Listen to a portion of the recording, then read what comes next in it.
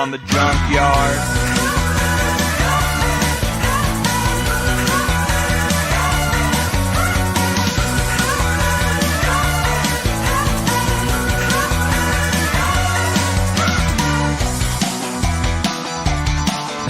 Myself to Jim Crockett Promotions this weekend. I think I got a taste of the same medicine Jim Crockett Promotions took, but I have a lot more fucking money than Jim Crockett did, and I'm serious, I'm not gonna sit back and take this fucking shit. Alrighty, how's it going, everybody? Welcome to the Beyond the Junkyard podcast. I am your host, Junkyard James. I'm supposed to be with my guy K-Dog. There he is. We always have the technical difficulties at some point in the show, my friend. How are you doing, K-Dog? It's a wonderful Thursday. It is a Thirsty Thursday. We are live and in living color. Oh, man, I am doing okay. How about yourself over there? I am doing pretty good. We're testing it out. We're supposed to be live on X right now, but I don't see it. So I think I might have to buy the premium Twitter for us to be able to go live there, which I'm not going to do. Oh, I lost him again. Welcome back, my friend. I didn't go anywhere. Oh, I lost you, and then it said you joined again. I don't know. Maybe it's on my end. I don't know. Anyways, we're live on YouTube and we're live on Facebook. I know that for sure. I don't see it on X, so I'll have to figure out why not here later on. Tonight, as you can tell by the title of this video, we're doing our prediction show of WrestleDream. But first, we gotta thank our affiliate sponsors. You can find all the links in the bio. We are a WWE shop sponsor affiliate with them. Use our link, help support the podcast. Get that new Jimmy Uso or Roman Reigns or Jey Uso or any of the 1 million Bloodline members. Their merchandise is all on WWE Shop. Use our link, help support us. Same thing with StubHub. You're going to buy tickets to WrestleDream or Full Gear or maybe even Grand Slam in Australia. I think you can find all of them on StubHub. Use our link for any purchase there, and you can help support us. And then Dubby, they're coming out with I guess a Halloween flavor. It's a sour green apple. It's called Dub Sludge. That's such an attractive name. But maybe you should try it out. Maybe I'll try it out. It's only in powdered form. It's not in any of the cans or any of that. But use the code Beyond the Yard and you can get 10% off there. All right, we got that out of the way. One more thing to get out of the way before we do our prediction show. I told you as we were leading into this, we're going to have a quick rant. By the way, happy birthday to Tony Khan, as you can see it scrolling across your screen right now. But Tony Khan, I'm going to give you a couple things you need to work on, because these Dynamite numbers, my guy, were absolutely atrocious this week. 300 and something thousand viewers on a Tuesday edition of Dynamite, and I'm just sitting here wondering. The other half of the fan base that doesn't normally show up probably is confused as hell as why they turned on the TV at 8 o'clock on Wednesday and AEW Dynamite's not on, because you didn't advertise the shit out of this show outside of the Twitter IWC. And there's a part of the fan base that that knows the minute it's announced that it's on Tuesday night. I'm one of them. I knew it was on Tuesday night the minute it was announced. And they mentioned it a little bit on the show last week that they were going a special night. But there's part of the fan base who doesn't use Twitter, who doesn't use TikTok, that did not know. And we know a couple people that did not know that AEW was on Tuesday night this week.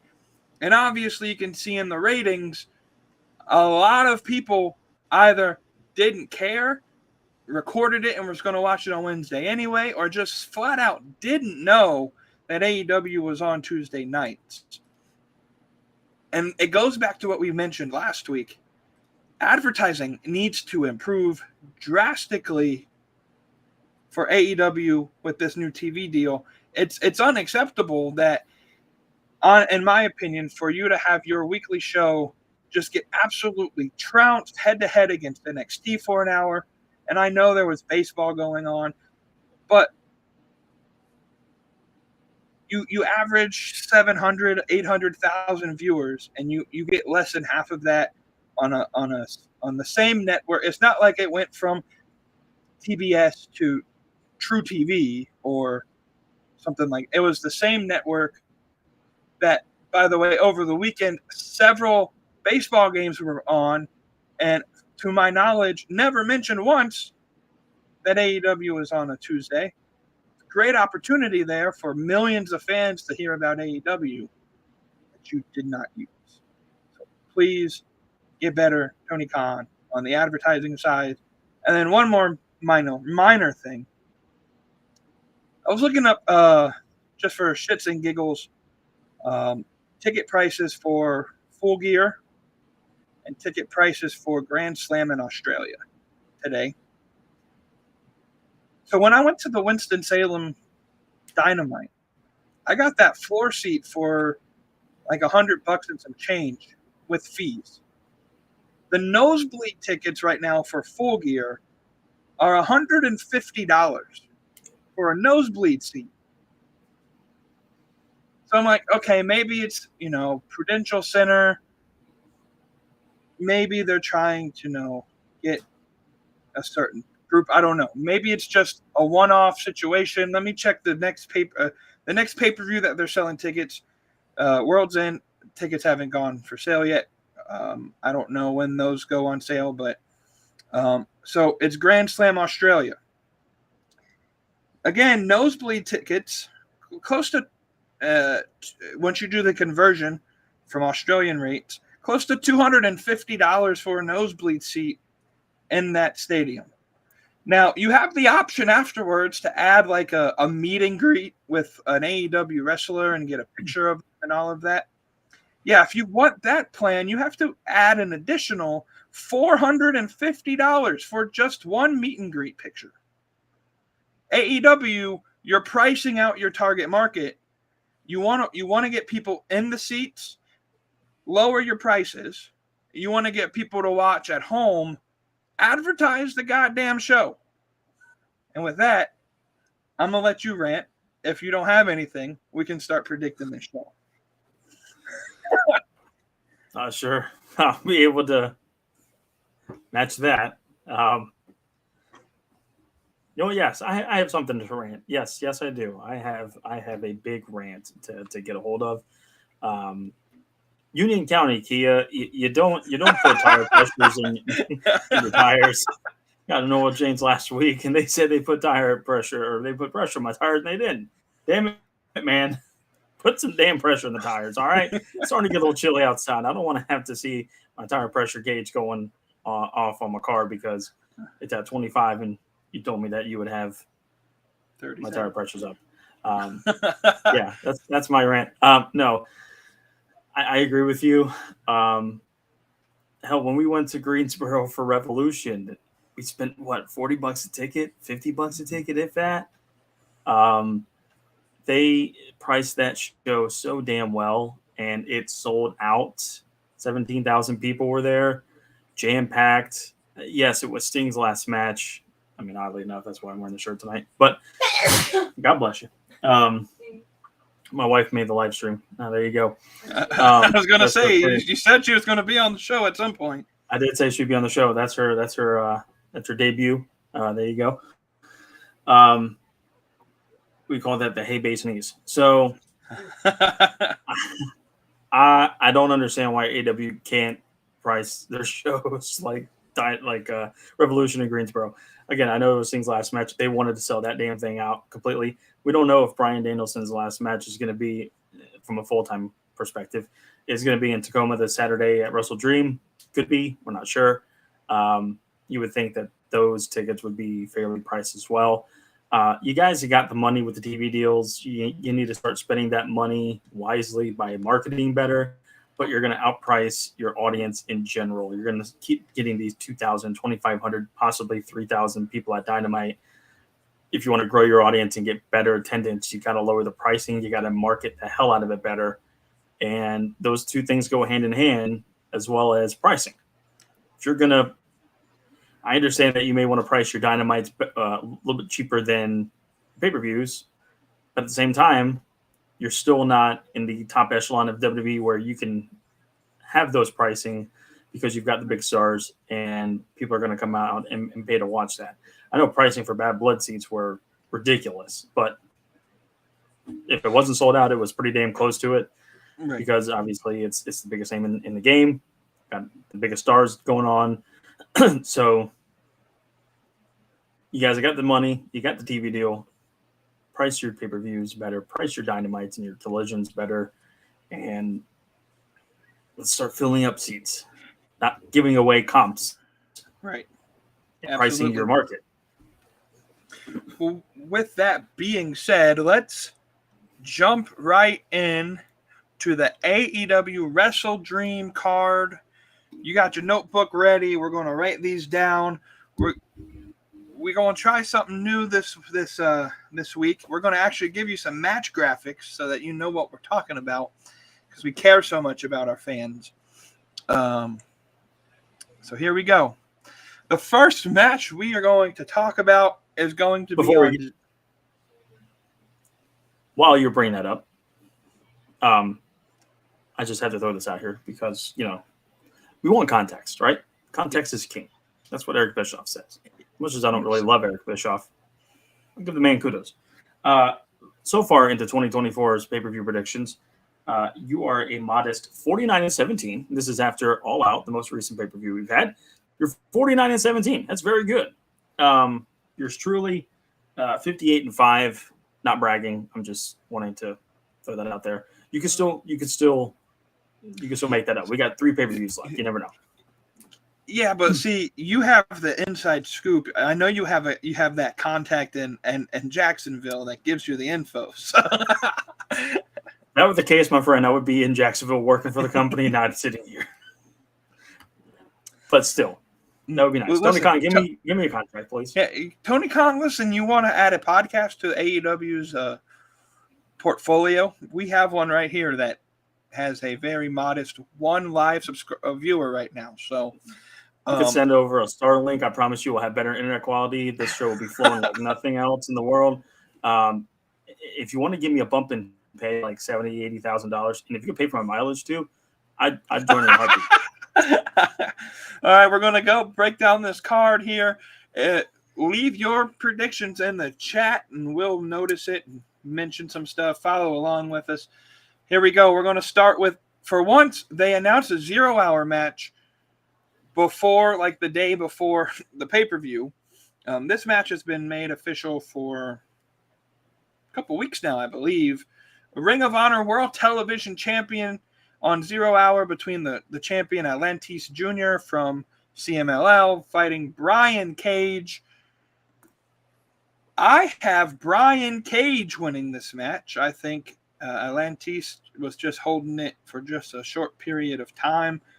Brian Cage would be a good person to defend that on ROH TV on a pretty decently moderate amount of time. It will allow Atlantis to go back into CMLL and do his weekly stuff there. So give me Brian Cage to win this match on 0 hour. Yeah, I'll agree with you on that. For the most part, this pay-per-view card is very reflective of Forbidden Door in that, I don't know, some of these results. I don't know why some of these matches are taking place, but they are. Yeah, I think that Atlantis Jr. having the title was a good promotional tactic for CMLL. However, for the 18 people that follow with ROH, kudos to them. Anyways, yeah, I think this is going to go back on American soil with Brian Cage, and he's going to win as well. So I will agree with you on that. And so we're going to preference. There's 10 matches that we're going to pick tonight. Knowing Tony Khan, he'll get a 3 a.m. urge to do what my old boss Chuckaroo did and come up with some brilliant idea in the middle of the night. And there might be 14 matches by Saturday. So we're only going to predict what we have now, and that's what we're going to reflect. And because who knows, there might be a bunch more matches going on afterwards. Let's move on to the next match, which was, I believe, announced on Tuesday on Dynamite. We have, hold on. Oh, no. That's right. I thought we were going to the hologram match next. I kept it in the family of Ring of Honor. We got Chris Jericho and Mark Briscoe for the ROH World Championship. I don't know why this match is going on. Chris Jericho just randomly decided one day to mention that Mark's brother Jay was a good wrestler or something like that.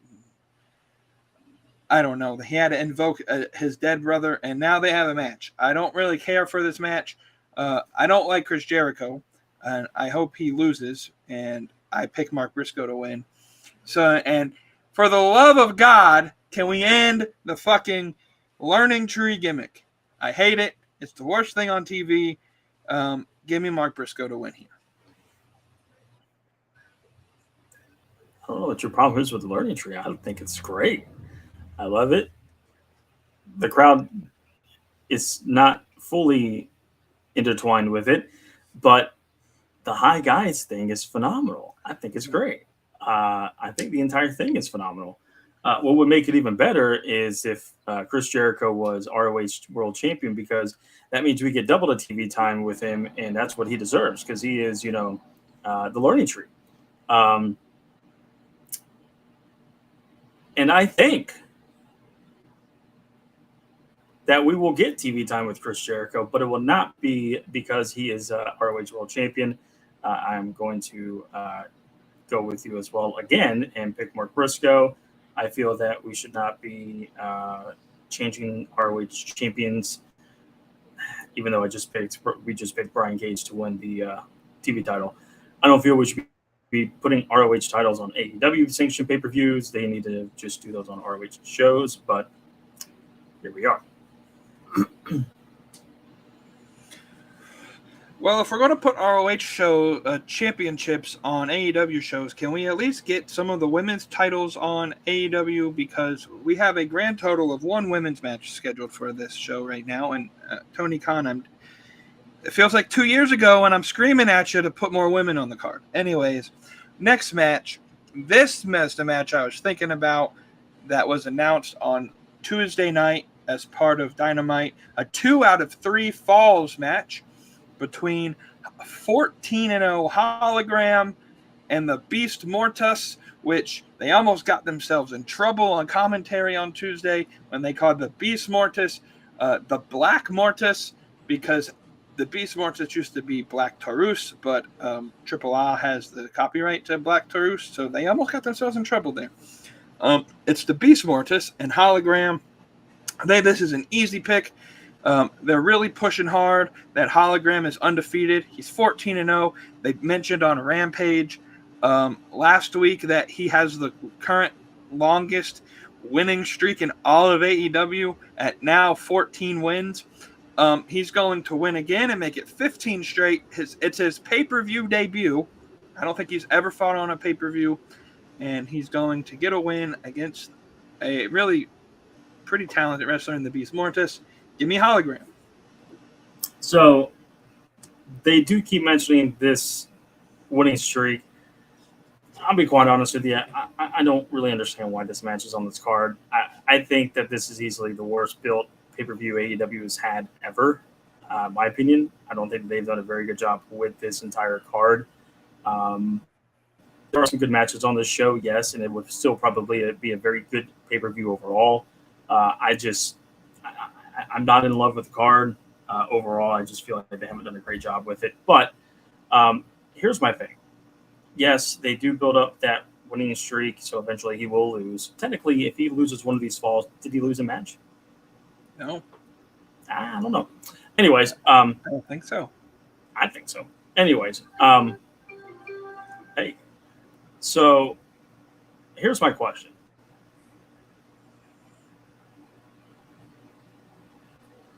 How do you book yourself into a little bit of a corner like this? Because you've got this undefeated guy that you're pushing hard on Collision who made his Dynamite debut this past Tuesday, building up this winning streak. He's a new Goldberg, by the way.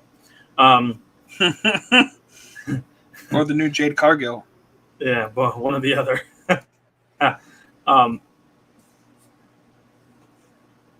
Lance Archer just went with the Don Callis family, correct? Correct. So, and Jake Roberts obviously debuted by saying that he got new talent under his managerial duties, and that was LFI, which was the Beast Mortos, Roosh, and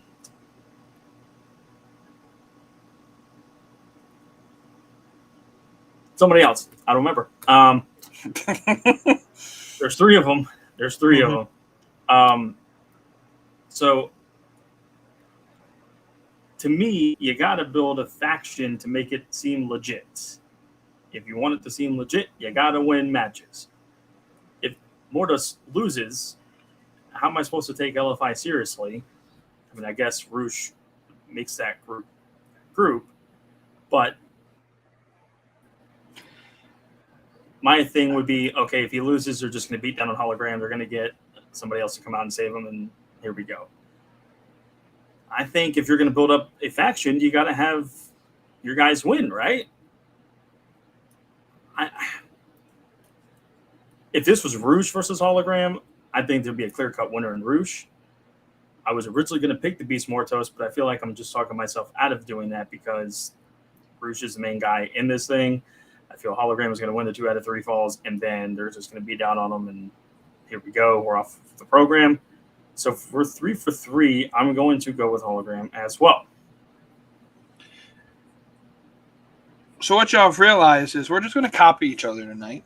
I don't actually. I know. Look, I should have let you go first because you know more than I do. Apparently, I'm picking these things. But anyways, next match, kind of another match that just kind of came out of nowhere. I would have actually preferred for this. So Darby Allin threw an open challenge. I would have preferred. I don't care that Brody King is the guy fighting him. I would have just rather it happened Saturday that we figure out who Darby Allin is fighting, because I think it would have just been a bigger spectacle that Darby doesn't have time to prepare for Brody King, and Brody King can beat the ever living shit out of him. As I think Darby Allin's probably going to be written off of TV sometime soon. Brody King mentioned on his promo that Darby's still planning on climbing Mount Everest. So I'm sure that's going to be happening sometime soon. I have, let me check my notes here. I have Darby Allin winning this match. So everything I just said, forget about it.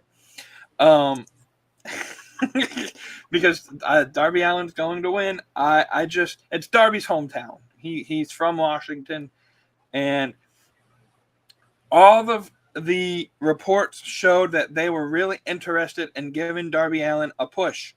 And I think the only reason that Darby isn't in the world title match at WrestleDream is because Moxley came back and they had a better story to tell. And I'll get in more details on that when we get to our main event.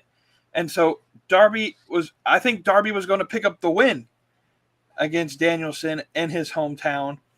And so he's still going to get a win. You're not going to put Darby in a match in Washington and not have him win, in my opinion. And so Darby Allin is the winner of this match. Though I could see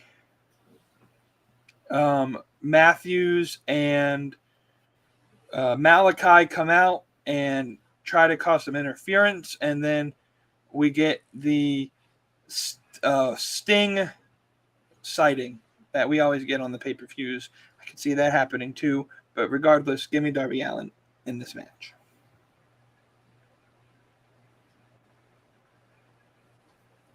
By the way, you got Sting on your shirt. Hey.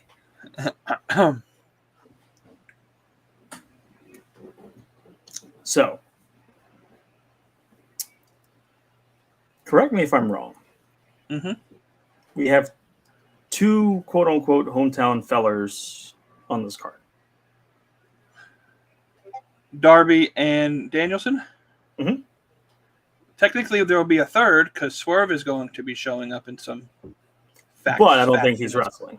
Sorry, correct. I should have phrased that better. We have two hometown fellers wrestling on the card. Correct. Okay. And the rumor was they were supposed to be wrestling each other, but which is fair. That makes sense. You don't think that both Washingtonians will come out victorious, do you? Now, I can't give away my secrets for the main event, so that's fair. That's fair. You'll have to see. I think that we're going to be catering to this crowd a little too much if we make the Washingtonians win, and we're also returning a Washingtonian with Swerve. Something's got to give. When and where does it give? I think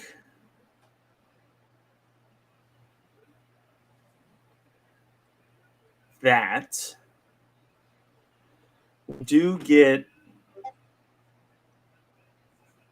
a win by Darby Allin on this show, but that doesn't automatically make me put down for who I think will win in the main event. We'll get to that. I do have a very long process of how that works. I'm sure you do as well. And so far, we are 4 for 4. I think this match is going to end with like that code red from the top, something to where it's going to be a flip over and Darby gets a win, or somehow a roll up, or something's going to happen where he gets a quick win. Not a quick, like, match is 2 minutes, but a roll up of some sort, something like that, to where he gets a 3 count and wins. Yeah, I'm sure there'll be some gimmicky stuff going on. Let me ask you this question. Was that promo between them on Dynamite just a little off to you? It seemed a little like Darby forgot what he was trying to say or something, because it just didn't feel really in sync. This whole thing just feels weird. I mean, I get it because it is an open challenge thing, and it is what it is. In a way, I do agree with you that they should have waited until the show to do this. I feel like if they were to do that, then the surprise of Brody King, not that it wouldn't be good, but I think a lot of the people in the crowd and people at home would be thinking it would be Malachi Black, and it's not. So I think that if we were to get Brody King, it would be a slight disappointment. And I hate to say that because Brody is a very talented wrestler and overall character, but I'm not against them to kind of give this a 2-week build to give it some steam heading into the show. Yeah, totally. All right, next match we have Adam Hangman Page fighting Jay White, and a match that I have really no idea where this came from. Jay White just came back from injury. They picked up like a 5-second win on Dynamite. Bullet Club Gold did with Juice Robinson. And apparently they're feuding with Hangman Page because Hangman Page just picks fights in the back whenever he fucking wants. He's the new CM Punk. And so we got Hangman Page and Jay White. I really don't know what direction this is going. And so this was my interpretation of what I would do if and this is where I went with this. I have Hangman Page winning this match.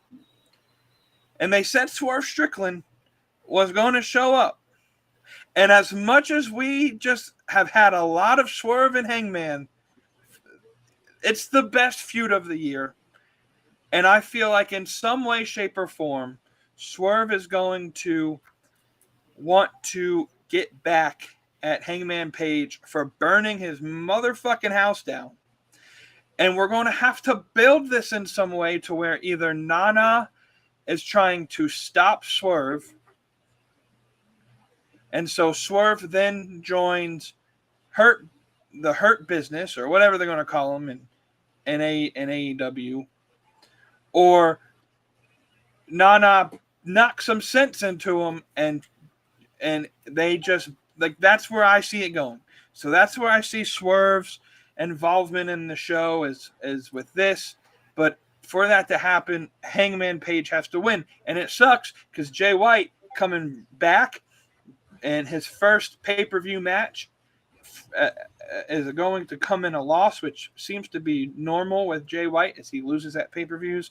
But I see Hangman Page going over, and we may get a continuation of the Swerve Strickland Hangman Page feud again. Like, I see the perfect time for this ending is at World's End, because you can just end the feud there. You get a fourth match at World's End, and it's whatever happens, and we're done. Whoever wins is the best man wins, and all the funny gimmicks that they've already done, it's just a straight up slobber knocker, and then you can end it at World's End, and then in January, act like nothing ever happened.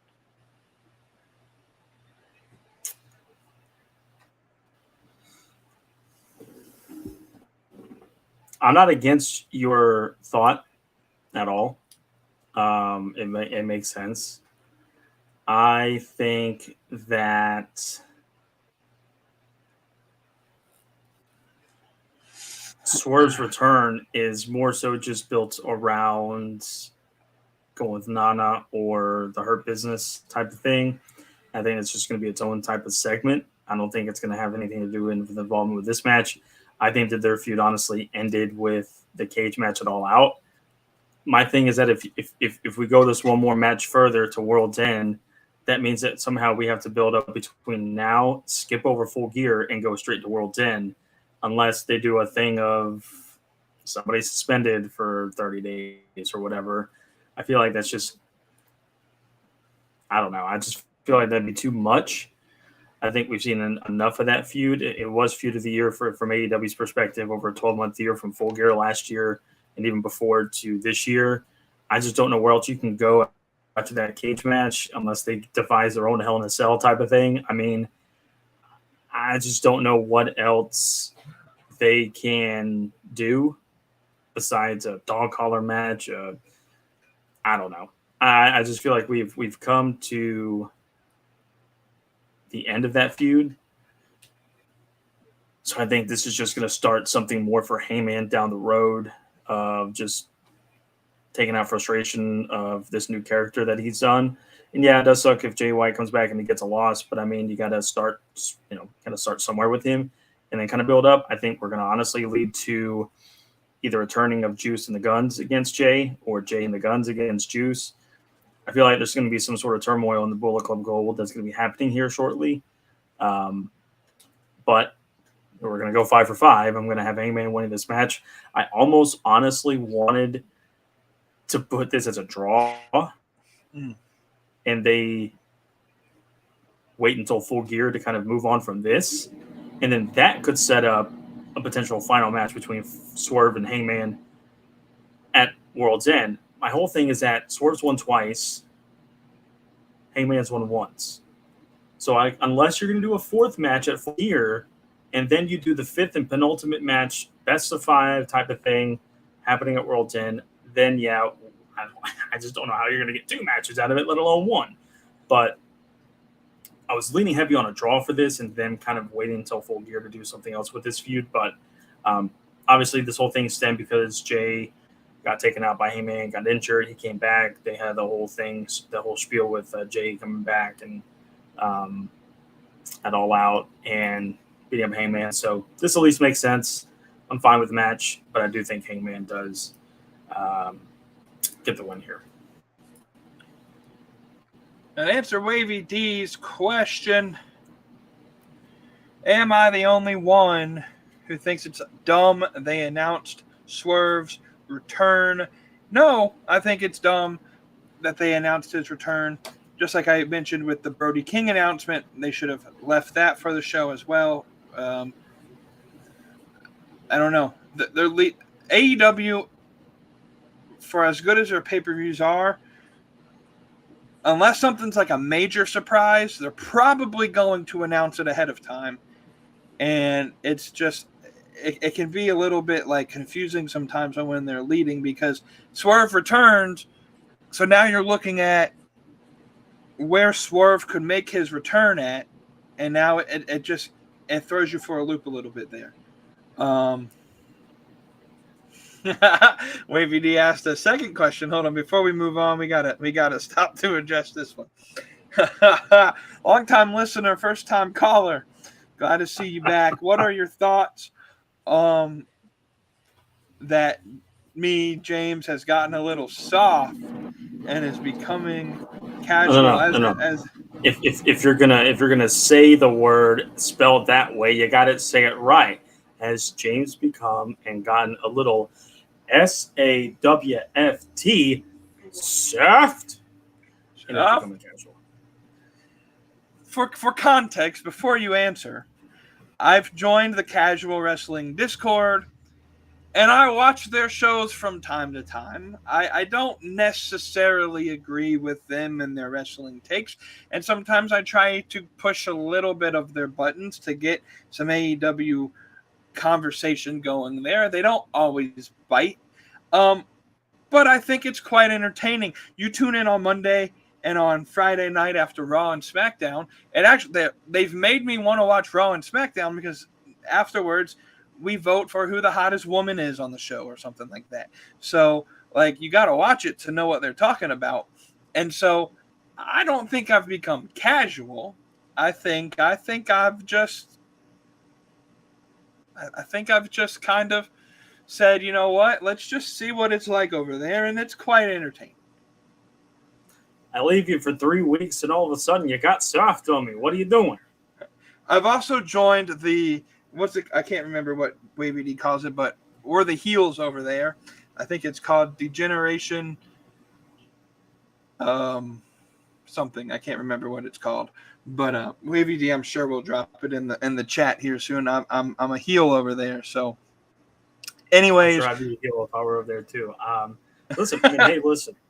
I'm sure that show does much better than we ever do. But I mean, hey, if there's a collab that's down the road, man, let's make it happen. Listen, we can go down that road in a whole different video of casual and whatnot and out. The Nation of Degeneration D. That is an interesting group. I like that name. That's a very interesting. We're merging two factions into one. And it's funny because they had a feud back in '97 about racial inequality. Anyways, whole different time, and we don't need to go down that road. It's good to see nations coming together, and we're bringing the country together more than political people. Anyways, Anyway, back to casual and casuality and casualness. I have a whole thing about that, and that's for a whole different topic. But hey, if you guys are listening over there on the casual side, let's all have a collab, a good old time together, and share some stories about wrestling and opinions about wrestling and all that. To go one step further, because listen, on the after show for Bad Blood this past weekend, I thought Bad Blood was a pretty decent show, right? For a WWE perspective, it was probably like an 8.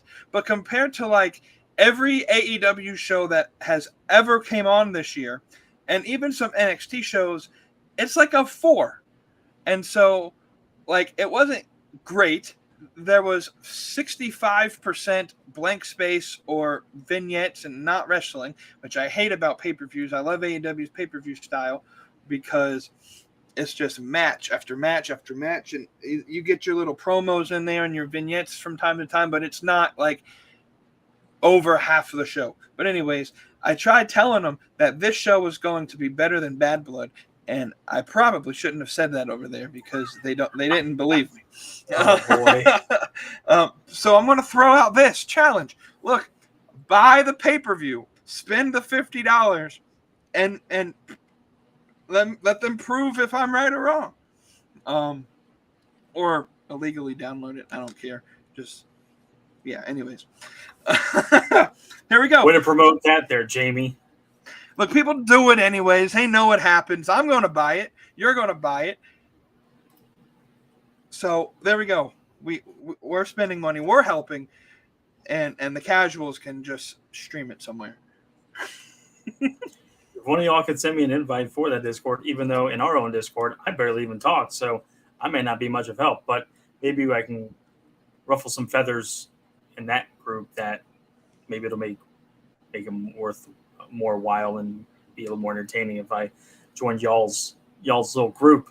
Somebody wants to send me a link on over there. Yeah, I'll see what I may can have do. to make a surprise run-in and turn heel and join the faction. Back to the card, we got Jack Perry fighting Katsuyori Shibata for the TNT Championship. I think this is going to be a really good match, and I love Shibata.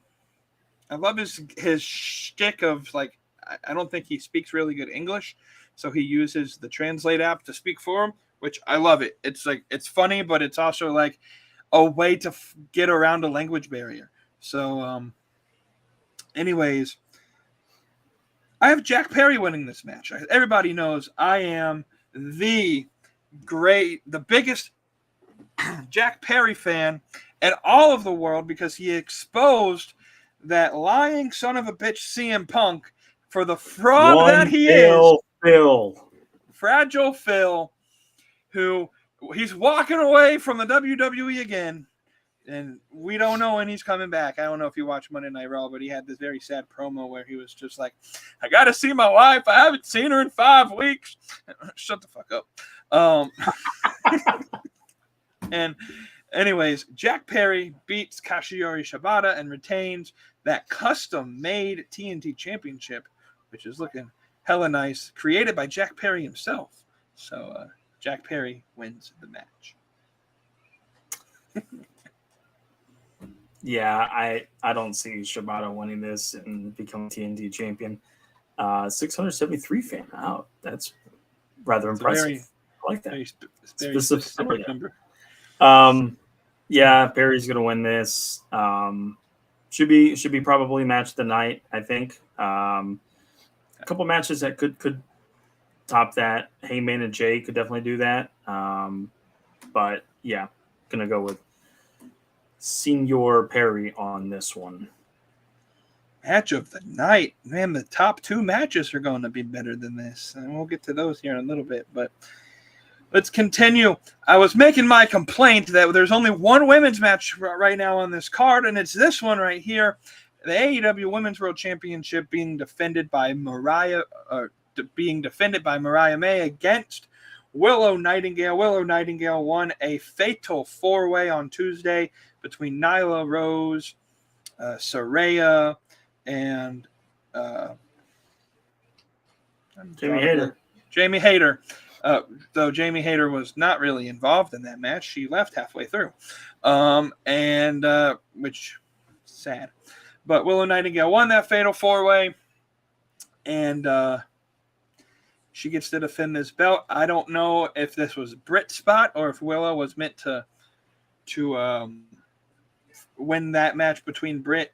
Anyways, speaking of Britt Baker, this is not a gimmick. She is actually sick. I don't know if you've seen. She posted a video of her. She's in Orlando, Florida right now. No way she can get there because of the hurricane. But she does have strep throat. She can't talk. She tried to make a video earlier today. And you have to turn the volume on. China can hear to be able to understand what she's trying to say because she has no voice. And so anyways, this card, Mariah May, Willow Nightingale, as much as I love Willow, I just can't see this run from Mariah May ending this early after winning the belt at All In. And Willow Nightingale is over, and she deserves to have the world title at some point in time. I see Mariah May retaining, and then I don't know how hardcore of a fan you are, my friend, But over in Japan, the last couple of weeks, Toni Storm has been tag teaming with Mina Shirakawa. And I think that they have some, Japan's only like 4 hours west of Seattle or Tacoma, Washington. So they can get on a plane and get there pretty quick. And 4 hours by plane, like 18 hours by boat. But anyways, and they can probably show up, and I think they may do some running at the end of the show, and Mina's going to have to pick a side. Where Mariah was picking sides earlier, now Mina's going to have to pick a side, and we can kind of continue this love triangle angle that kind of abruptly ended at All In. But Mariah May will win on Saturday. Yeah, I wonder how that whole thing, and I know that I think Meltzer or Sean Ross Sapp had mentioned that obviously there was quite a few talent that were having problems with the hurricane stuff. Obviously FTR and that whole thing that's going on with after Helene. They've been having to deal with that. Copeland, even though he's been injured, has had the same thing. They live in Nashville, and a few other wrestlers that are up there dealing with that tragedy. FTR and them doing awesome things for that side of the world, not too far away from us. And then obviously people that just got affected by Milton. Milton. We're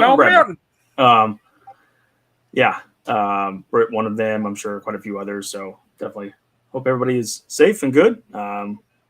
Wife has family that's in the Tampa area, and so far we believe they're good. Power's out, but they actually stay behind in Tampa, and everything seems to be okay as far as structural wise, we believe. But in general, scary stuff going on down there. But yeah, this whole thing came about pretty subtle but weird. Willow obviously winning the match on Tuesday.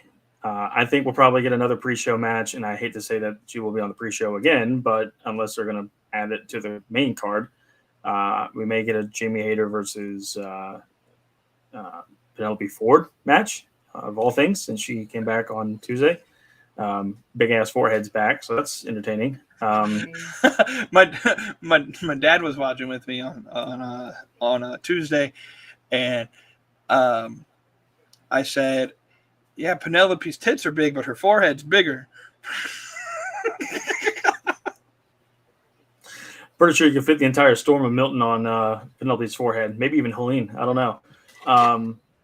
She got a big forehead. But anyways, sure we'll either see that match on Dynamite, Collision, or maybe even the pre-show of this show, Penelope versus Hayter. But yeah, Mariah's going to win this. I think we are going to eventually lead back to the Toni Storm Mina thing. Maybe that'll happen at World's End, where somebody's world ends, quote unquote, figuratively. Maybe Tony's, if Mina sides with Mariah.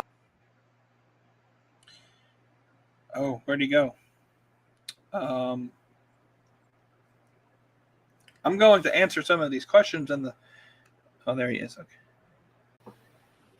Don't know what's going on. Anyways, but yeah, Mariah's going to win. Now, because we have been pretty much the same answers the entire show, I'm going to go back and I'll make the sacrifice, and I will change one of my results. I'm actually going to flip the Darby Brody King match, where we both had Darby. I'm actually going to pick Brody King for that match. Gotta make something different. See, you make this assumption that going forward we're going to just have the same matches. I'm almost guaranteeing that I'll have a different answer on at least one of these upcoming matches than you. That's fair, but I want it to be as different as we possibly can. That's fair enough. Let's continue. We have the AEW World Tag Team Championships between the Young Bucks and Private Party. Hey, so Jack Perry's defending his title. The Young Bucks are defending their title. Where the fuck's the Continental Champion? Taking the night off and hanging out with Mercedes Moné. Anyways, Young Bucks fight Private Party. Private Party won the triple threat tag team match between House of Black, Top Flight, and themselves a couple weeks ago on Collision, I think it was, to get this title opportunity. And let me tell you something, folks. We're getting a title change on Saturday. Private Party is going to pull off the victory. I just think it's time that the Young Bucks can roll away. I think that they can. I don't know. Their characters are stale now that they have the belts, and they're better chasing the belts as the heels than they are holding the belts as the heels. And Private Party is really over. And outside of Private Party, there really isn't another tag team that I can see going in fighting the Young Bucks at any future pay-per-views. Maybe the Outrunners could be that babyface team that could fight them if they want to push that there. But like, now's the time. Private Party has worked their butts off, and I think it pays off on Saturday, and we get new world tag team champions on Saturday. It's a very good take. I think that they have worked hard to earn this shot. They've fizzled out. They've been pushed a little bit, fizzled out, pushed a little bit, and got another shot at the World Tag Team titles on Saturday. While you maybe mentioned the Outrunners who could potentially top that, they're doing this whole thing with the FTR, and I think that that's going to lead to an FTR turn against the Outrunners and cause their own little thing. It would be fun to see the Outrunners win the tag team titles. Don't get me wrong, but I think that they're going to have like their own little thing with FTR first. But you are forgetting a tag team that I think will dethrone the Young Bucks. I'm actually going to pick the Bucks to win this match. It's the Grizzled Young Vets. I think that we see them fight the Bucks at possibly Full Gear or World's End for the tag team titles. And I think that Grizzled Young Vets are going to be the next tag team to possibly dethrone the Bucks, if not the Outrunners. But I think for sure it's going to be Grizzled Young Vets. I know Tony Khan isn't really like a stickler on heel has to fight face. Aren't the Grizzled Young Vets like a heel tag team though? Correct, but whenever they came in at All Out, yes, they beat up everybody but the Bucks. I think that they are possibly wanting to wait until they're going to pick their shot to dethrone them. They haven't really had a run-in with the Bucks after All Out, All In. And I think that time is coming, and you can kind of turn them a little bit more of a tweener, a little bit more of a babyface, just hard-hitting tag team that kind of like an FTR type of thing. They could be kind of a tweener. They could be a little bit of a face if they wanted to. I think if they were to face off against the Bucks, that they would kind of be the face in that, even if they're not a full-fledged face. I think that the crowd would just be more in favor of the Grizzled Young Vets over the Bucks at this point. So Tony Khan can kind of do that a little bit. Also, the other thing is they're coming off multiple losses against the Outrunners, against FTR. So, I mean, I could see it. I could see them being the ones that are next in line. But I don't know if they're booked at currently right now to be the next in line. So if it's going to happen, it's going to have to happen really quick. But hey, we're finally, for once, actually on opposite ends without you having to change your mind. Anyways, going to the next match. This is where I think is going to be match of the night. Will Ospreay, Ricochet, and Konosuke Takeshita for the AEW International Championship. And Lord have mercy, what a segment we had on Dynamite this past Tuesday with Ospreay manhandling Don Callis. Konosuke Takeshita ends up playing run-in. Kyle Fletcher comes out trying to calm the sides. And again, ladies and gentlemen, we're getting a new champion. And that champion is Konosuke Takeshita. Here's how I see it. I love Ricochet. Don't think he needs a title this early in his run. I think this can lead to future Ricochet Takeshita singles matches or Ospreay Takeshita singles matches. But anyways, Konosuke is going to try and cheat to win from Don Callis. And Kyle Fletcher is going to come out and try and tell him not to cheat, which in turn is going to play interference against Ospreay. He's going to unintentionally lose the belt for Ospreay. And Konosuke Takeshita is going to pull a sneak win. Maybe Ricochet takes the pin. I don't know who takes the pin. I just think now's the time for Takeshita to get this win, because I think eventually this is going to build to Konosuke Takeshita, and whenever he's cleared to return, which I think is going to be either the end of this year or the beginning of next year, Kenny Omega will come and fight Takeshita for this belt. And it's going to be Omega and Takeshita, Don Callis' two prized possessions. And they'll fight it out at some point in the future. But Takeshita wins it here and can be the heel international champion. Because I think he's prone to have a really good year coming up. It's a very interesting way of putting that. I will say I did pick Takeshita to win the international title and All Out last month, and that did not come to fruition. So I know you're hoping and banking on the chips that he wins this and helps you redeem that.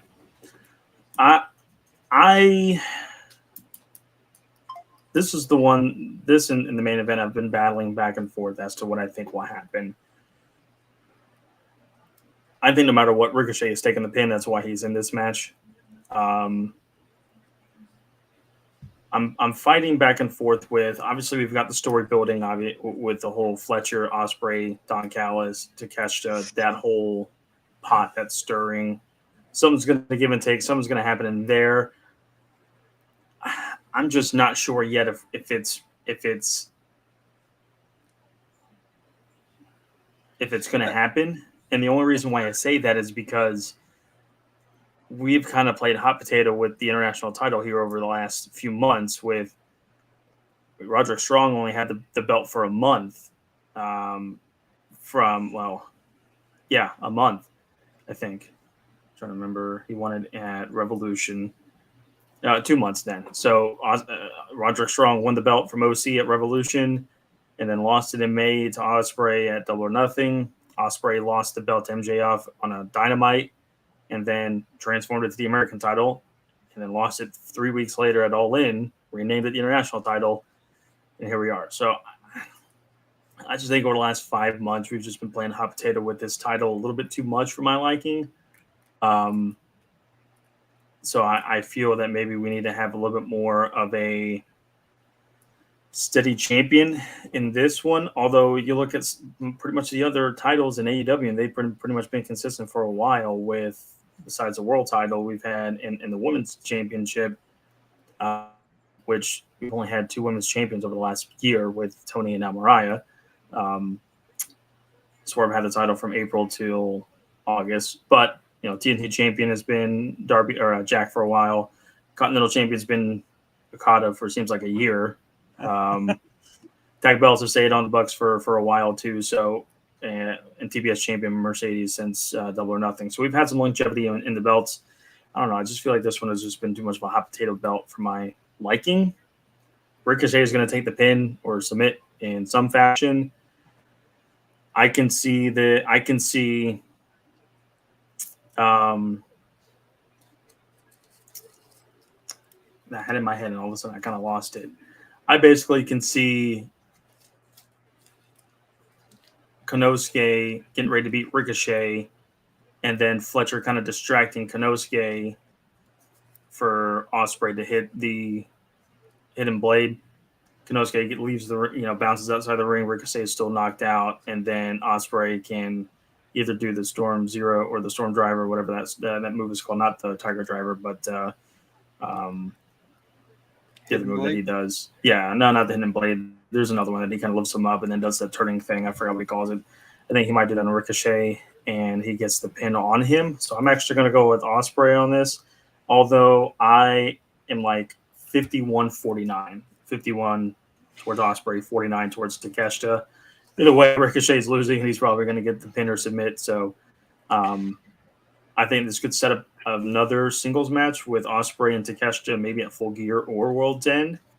And that's when Takeshita can potentially win the belt. But I don't think it's here yet. So now I would pick Ospreay if it's like Fletcher turns on Callis and helps Ospreay win. I just don't see Fletcher turning on Callis until Mark Davis is healthy and they can form Aussie Empire again. Which I think is probably going to be the Australia show, which is when that'll happen.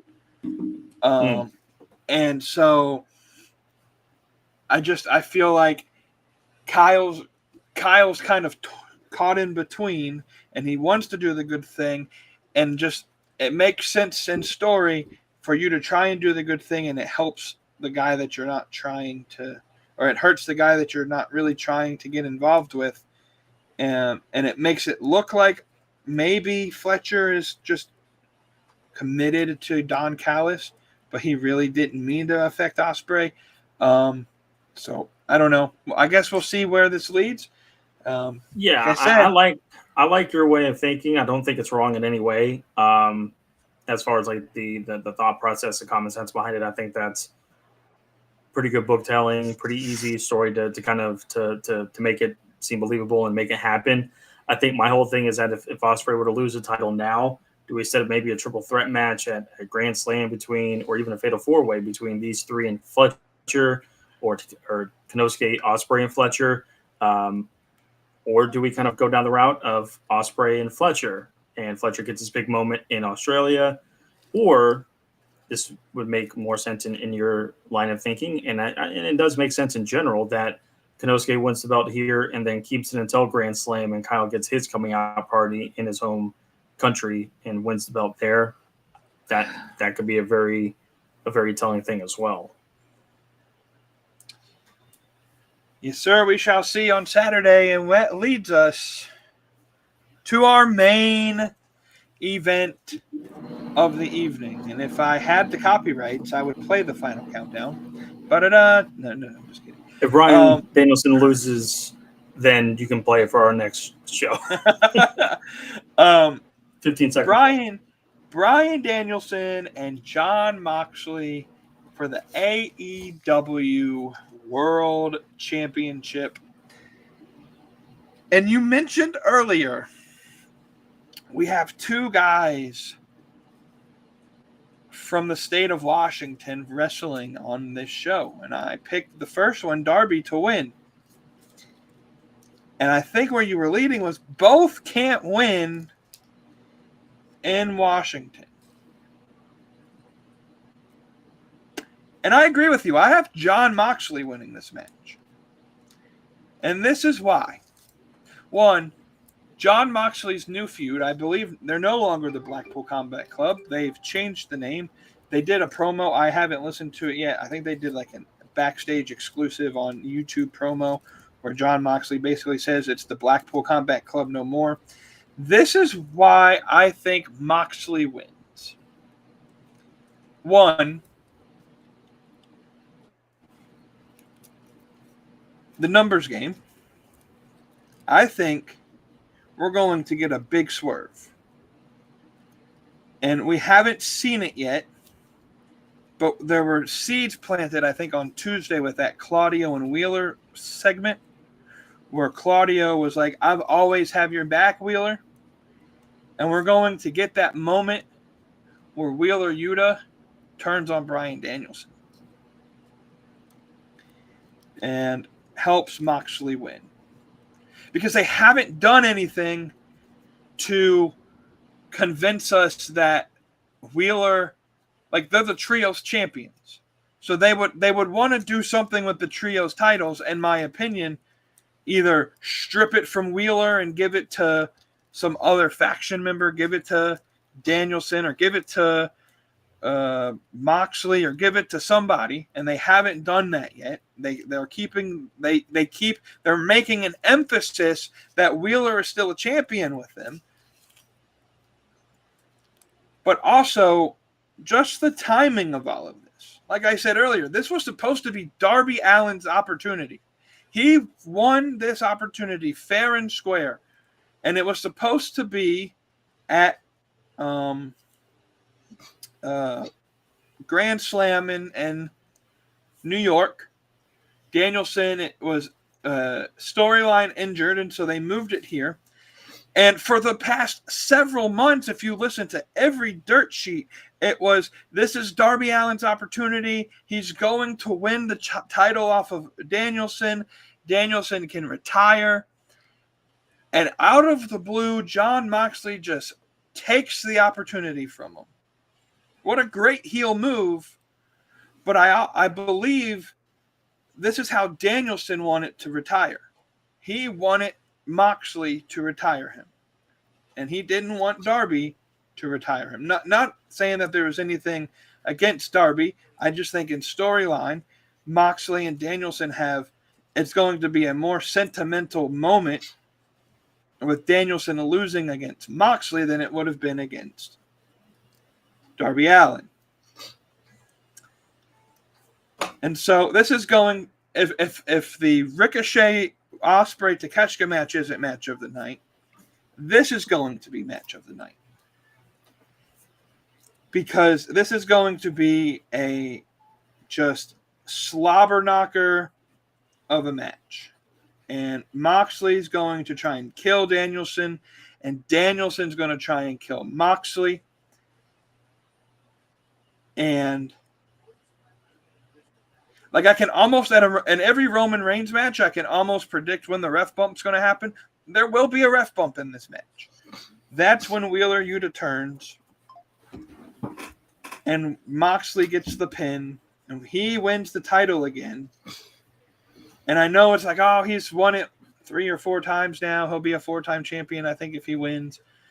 But it allows Danielson to retire in his hometown from full-time competition. And like, Tony Khan is in the business, I think, of creating a big moment. WWE had their big moment with The Rock coming back at WrestleMania and all of that stuff this year. Tony Khan needs his big moment. And Danielson retiring would be that big moment. As far as I understand, Danielson's not working off of a contract. Pretty sure his contract ended in like August. So this way you can pull the belt off Moxley. Danielson can work when he wants, if he wants. And Moxley can then just run rampant this new badass stable with Marina Shafir and Pac and Castagnoli and Wheeler Yuta. And in some way, shape, or form, this leads to what I believe will be the debut of the brainchild of the faction, which it may not be introduced who it is on Saturday, but I think sometime in the future it will be, and that's Shane McMahon. I seriously think Shane McMahon will be All Elite at some point in the future and will be managing this heel stable. And it starts with Moxley winning the belt. And so Jon Moxley wins the belt on Saturday. I like the way that you laid that out, and I think that it does make a lot of sense.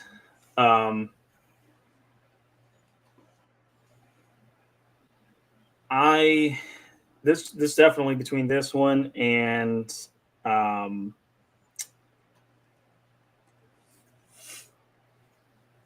Heyman, Jay, Brody, and Darby. Those have been the hardest matches to kind of predict, and even to get in the 3-way before this one. There are so many possibilities that could happen with this match that I think this is what makes it the hardest one to go after, and it may not be that hard.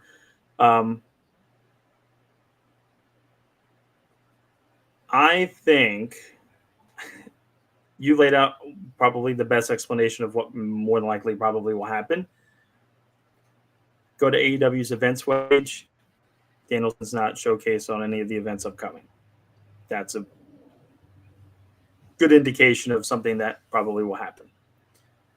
You mentioned about the brainchild of this group led by Moxley with Yuta or with Claudio, Pac, and Marina Shafir being Shane McMahon. According to some of the dirt sheets, Shane McMahon is not the head of this stable. He is not the brainchild. Allow me to entertain this thought. So you said that there's really not a clear-cut, the numbers game itself. Claudio, Pac, if you want to count Marina, with John. And all Danielson has at this point is Wheeler Yuta. By some chance of the whole thing that's happened, and with Moxley kind of taking the spot from Darby, that Darby kind of helps out Danielson in all this. What if we get a returning Adam Copeland to help his good friend from the Fed now join in AEW, Bryan Danielson, to help that run last just a little bit longer, to get a little bit more of that pixie dust sprinkled in on this world title run to hopefully extend Danielson's full-time career. While that's going on, and it could lead to either Darby and Copeland, or just Darby or just Copeland, trying to even the numbers game,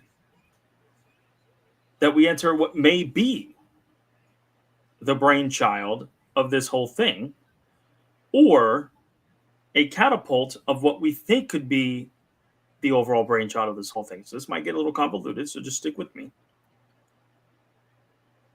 We get Christian Cage that comes out. What if Christian is behind this whole thing with Moxley and them because he outbidded somebody? That he is throwing away Nick Wayne and Killswitch for this super pack of Claudio, Pac, and Moxley. That would be a pretty good little stable right there, unless he just adds them on with Nick, Killswitch, and Mother Wayne. Or what if what we think is the brainchild of this, which is Shane McMahon, turns out that Shane trumped these guys for somebody else, and it is Christian, Killswitch, Nick Wayne, Mother Wayne. Because, after all, Shane McMahon does have a little bit of father issues, right? That is Christian's whole thing. I mean, there's a trump card that Moxley and the group hasn't been exposed to yet, and that kind of maybe comes to fruition either at this show, or maybe it's Moxley versus Darby at World's End, and then we get Christian to come and cash in, and the brainchild becomes Shane McMahon. There's a lot of possibilities that happens here, and that's what makes this match just very difficult, and so many avenues that it could go down with this whole kink, and then just the whole Christian thing sprinkled into this whole thing as well. At the end of the day, I'm going to Moxley to win as well. I almost want to put that Christian will cash in on this night, but I think we do wait until World's End for that, and either he cashes it in there, or maybe even waits until sometime next year. But I do have Moxley winning this match and retiring Bryan Danielson from full-time competition, and we just kick off a whole new era of wrestling without Danielson. And Moxley kind of is the safety blanket from Tony Khan and kind of carries the company into new things and different things, and has to be the one that, hey, we're having to make a change on the fly here. Moxley, we need you. Here we are. And maybe, like you said, Danielson wanted Moxley to retire him, and this could be the way. And either way, I think Moxley does win at WrestleDream on Saturday. So to answer your Christian Cage situation, he's down kill switch for the immediate, like the indefinite future. I don't know if you've kept up to date on the kill switch instant. Yep. There may not be he may not ever wrestle again. He may not be able to breathe without an oxygen tank ever again. Yeah, that almost, and I hate to bring up that kind of bad thing, but it seems like what happened to him almost seemed like it was kind of maybe not the same thing that happened with Brody Lee, but just the fact of something really happening with those lungs. Mm-hmm. Scary situation, but thankfully Kill Switch is, from what we hear, is out of the hospital, but he is having to still be on an oxygen machine, and like you said, who knows if he'll even be able to compete and be back in wrestling again. So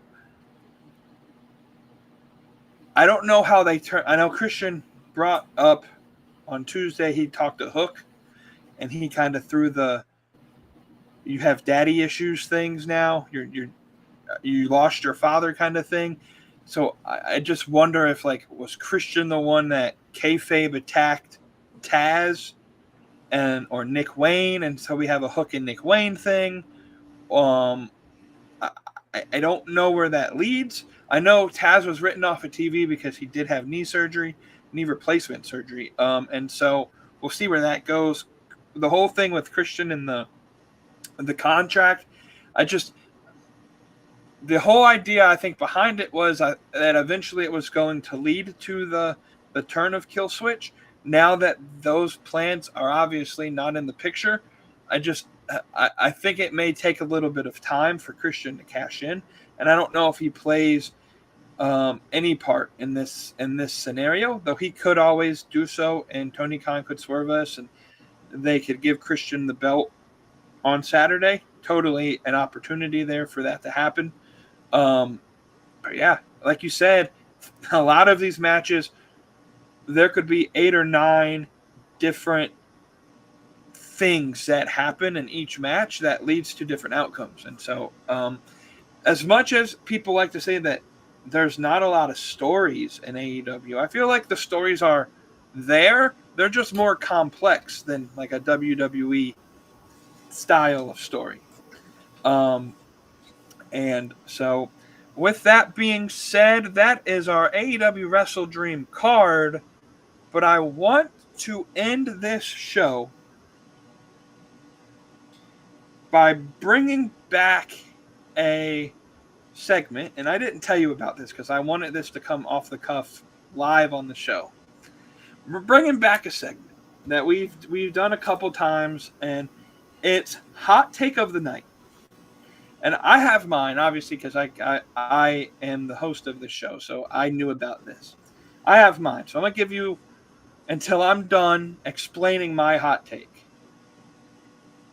to come up with one. And here's my hot take. Now, we mentioned Shane McMahon a couple minutes ago. My hot take is Shane McMahon will do really good things for AEW. Maybe not from an on-screen character perspective, but from the behind-the-scenes perspective. Shane McMahon grew up in the business. For as long as AEW has been around, everyone's saying that Tony Khan needs to put himself around people that know the business, that know how to be creative and know how to handle the backstage stuff and know how to run the books and all of this. And Shane McMahon has done all of that. It's born and bred in his blood. And I still think there's a little bit of resentment with Shane, that he feels like his father didn't give him full reign of WWE in some aspect. That like Hunter got the keepstake of WWE while Shane went off to do a bunch of other things. And so Shane comes into AEW, and now he has his opportunity to run creative and run advertising and run all of this. So on screen, I still think he plays a big part on screen in a story, but behind the scenes and the day-to-day, just the expertise that Shane McMahon would bring to AEW that they currently don't have. Now, look at it this way. AEW brings in Kirby, whatever his name is, the guy from Clemson University, to help with marketing. And while their marketing department isn't great in AEW, it's made leaps and bounds and effort to get better in the last several months since he's been part of the team. AEW brings in Jen Pepperman to help with the women's division, and the women's division is the best that it's been in quite some time. Shane McMahon will do that for AEW as well. And we're running kind of long, so I'll keep it there and let you go. And then there you go. I agree with that. I agree with your hot take. I think that it is very true. If one show up in AEW, hopefully more of a backstage behind the scenes role, but I mean, not against him being a non-character thing as long as he's not wrestling much at all. But man, you definitely threw me on the spot. I was not ready for that. My only hot take, to be quite honest with you, just because I don't have any other real hot take at the moment, is that AEW as a company is worth more than WCW ever was. That's an interesting hot take if you think about it. And the reason why I say that is because, WCW never really got a TV deal because the owner of the company owned the television networks. So they always had TV. They never had to negotiate a TV deal rights. Eric Bischoff never needed to do that because the owner of the company had his own TV platform. Tony Khan has had to negotiate technically 3 TV deals, the original one, the extension, and now the extension again with Warner Brothers Media, Warner Brothers Discovery. When WCW was potentially going up for sale and Eric Bischoff's group Fusion Media was going to buy it in the fall of 2000, they were willing to buy it for $75 million. And that was with the intention that they were going to have a TV deal with Warner Brothers Discovery, Warner Brothers Media, and they were like, yeah, you can have everything except for the TV. And Bischoff wasn't able to negotiate a TV deal in time for the impending sale, and then eventually WCW sold for between $2 to $4 million, depending on who you ask. AEW itself is worth, just on this TV deal alone, $555 million. So I think even at the highest point of WCW's run, AEW is still more profitable than WCW has ever been in its history, and that's just another nod to say F you, Eric Bischoff. Tony Khan is better in wrestling than you are and has ever. Absolutely. I want to thank everyone for tuning in, and my apologies for this show being this long. I didn't really anticipate us getting that deep into some of those matches, but conversation was good.